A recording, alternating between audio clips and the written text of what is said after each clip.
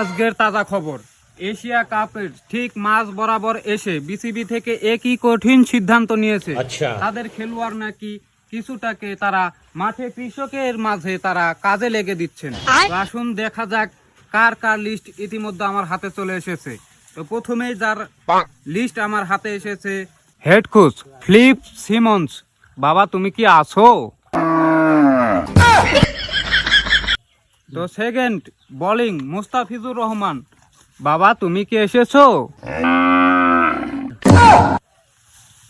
যাই হোক, wicket keeper Liton Das. বাবা আপনি কি এসেছেন?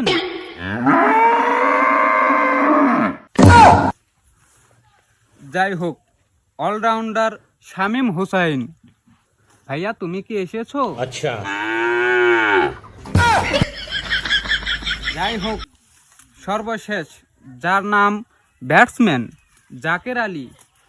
ভাইয়া তুমি কি এসেছো? আচ্ছা।